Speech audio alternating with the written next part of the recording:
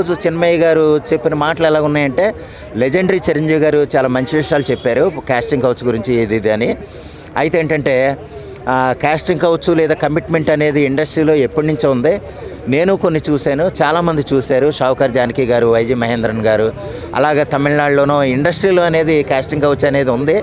లేదనుకోవటం మాత్రం లేకుండా లేదు. అయితే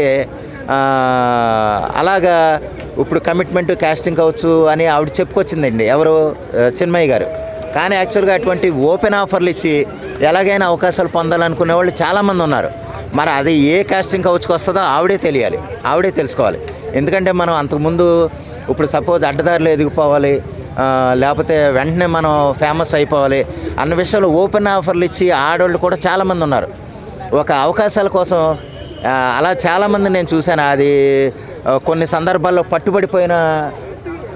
చాలా సందర్భాల్లో పట్టుబడిపోయిన ఆడవాళ్ళని కూడా నేను చూశాను. చిన్మయ్య గారిని ఎలా చూస్తారు? ఇలా ప్రతిదానికంటే సెలబ్రిటీలు ఏదన్నా మాట్లాడితే వాటి మీద రెస్పాండ్ అయ్యి వార్తల్లో నిలవడానికి ఇదంతా అది ఎలాగ చూస్తానంటేనండి, ఆవిడ వన్ వేలోనే వెళ్తారు. ఆవిడ చెప్పిన ప్రకారం, మాట్లాడే ప్రకారం అయితే ఆవిడ చాలా మంచి ఉద్దేశంతోనే వెళ్తున్నారు. అది ఆడవాళ్ళని ఉద్ధరించాలి, ఆడవాళ్ళని సమాజాన్ని ముందుకు తీసుకురావాలన్న ఉద్దేశం అయితే మంచిదే. కానీ ఏంటంటే ఇక్కడ ఆవిడ నెగిటివ్, అంటే ఒక మగవాళ్ళు వేధించే యాంగిల్లోనే ఆవిడ మాట్లాడతారు ఎంతసేపు. కానీ ఆడవాళ్ళ వల్ల ఎంతమంది సర్వనాశనం అయిపోయారు ఆడవాళ్ళు అనేది, మగవాళ్ళు అనేది ఆవిడకి తెలీదు. ఎందుకంటే చాలామంది మొత్తం ఇంకా బ్లంట్గా చెప్పాలంటే నాకించేసి రోడ్డు మీదకి వదిలేసిన ఆడవాళ్ళు ఎంతోమంది ఉన్నారు. మొత్తం ఆ విషయం మనకు తెలుసో లేదో మనకు తెలియదు, కానీ అది చాలామంది అండి. అంటే మొత్తం డబ్బులన్నీ లాగేసిన తర్వాత రోడ్డు మీదకి వదిలేసిన ఆడవాళ్ళు కూడా చాలామంది ఉన్నారు. ఆ విషయాలు మరి చిన్మయ్య గారికి తెలుస్తుందో లేదో తెలియదు. ఆవిడ కూడా అంటే ఏదో ఒక వేలోనే మగవాళ్ళే లేకపోతే ఇండస్ట్రీయే ఆడవాళ్ళని వేధిస్తుంది, ఆడవాళ్ళని లైంగికంగా హింసిస్తుంది, కమిట్మెంట్ అడుగుతున్నారు లేదా కాస్టింగ్ కౌచ్ లేదన్న విషయాలు చెప్పడం కరెక్ట్ కాదండి చిన్మయ్య గారు చెప్పడం. ఎందుకంటే అలాగ ఆడవాళ్ళు కూడా అవకాశాల కోసం అడ్డదారులు వెళ్ళేవాళ్ళు చాలామంది ఉన్నారు.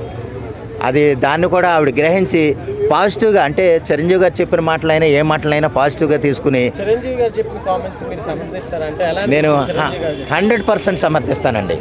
ఈ విషయాన్ని ఎందుకంటున్నానంటే ఆయన చాలా పాజిటివ్గా చెప్తారు. అమ్మ మీరు రండి, మీరు ఫోకస్డ్గా, ప్రొఫెషనల్గా, మీరు టాలెంట్తో ముందుకెళ్తే కనుక మిమ్మల్ని ఎవరో ఏమీ చేయలేరు. మీరు ఆ విధంగా మీరు కొత్త తరహాగా వస్తే, కొత్త వాళ్ళు వస్తేనే ఇండస్ట్రీకి మనుగడ ఉంటుంది, ఇంకా ఇండస్ట్రీ ఎంతో పేరు ప్రఖ్యాతులు పొందుతున్న ఉద్దేశంతో ఆయన చెప్పారు తప్ప ఇండస్ట్రీ గురించి ఎప్పుడూ నెగిటివ్గా మాట్లాడరు. ఆయన ఎప్పుడూ నెగిటివ్గా మాట్లాడే మనిషి కాదు, నెగిటివ్గా ఎప్పుడూ మాట్లాడరు. ఆ విషయంలో చిన్మయ్య గారే కొంచెం వేరే విధంగా తీసుకోవటం తప్ప అది పెద్దగా ఉపయోగపడేది కాదు. అంటే ప్రతి సందర్భంలో ఆవిడ మాట్లాడతారు, దాని గురించి మనం ప్రత్యేకంగా మాట్లాడలేదు. ఎందుకంటే ఆవిడ ప్రతి సందర్భానికి ముందుకు వచ్చేస్తారు. ఓకే అండి, thank you. Try cine field అంటేనే ట్రై చేయరా బాబు ఉంది. నీకు సినీ ఫీల్డ్ ట్రై చేస్తేనే లైఫ్ ఉందనేది ఎన్నో, ఏది మన రవితేజ పాటల దగ్గర నుంచి ఎన్నో 95 దగ్గర నుంచి 2025 వరకు ఇట్లాంటి సినీ ఫీల్డ్కి ఎగబడతాము, సినీ ఫీల్డ్లోకి పైకి రావాలని చూసిన వాళ్ళని ఎంతోమందిని చూసాం. కానీ ఈ మధ్య అట్లాంటిది లేదన్న, నువ్వు అన్న ఒత్తిడి లేదు. అవసరమైతే ఆడు, లేకపోతే ఇంకోటి. ఎందుకంటావా, సోషల్ మీడియా ప్లాట్ఫారం అనేది బాగా స్థిరంగా ఉంది. ఓకేనా, ఎట్లా చేసినా గట్టిగా మాట్లాడితే ₹1 వచ్చిందనే విధానం ఉంది. నీలో టాలెంట్ ఉందా, బయటికి రా, నీ మీడియా పెట్టుకో, నువ్వేం ఓపెన్గా మాట్లాడు, అవకాశం ఉంది. కానీ లిమిట్ అనేది దాటకూడదు అనేది కూడా తెలుసుకుని చేస్తుంది. కాబట్టి ఆ లిమిట్ దాటకుండా ఎవరైనా కానీ బయటకు వచ్చి మాట్లాడుతున్నారు, ఉపయోగపడే చెబుతున్నారు. కొన్ని బిత్తర పనులు చేస్తున్నారు, వాళ్ళని కంట్రోల్ చేస్తున్నారు పోలీసులు. అంత మటుకు హ్యాపీ. అది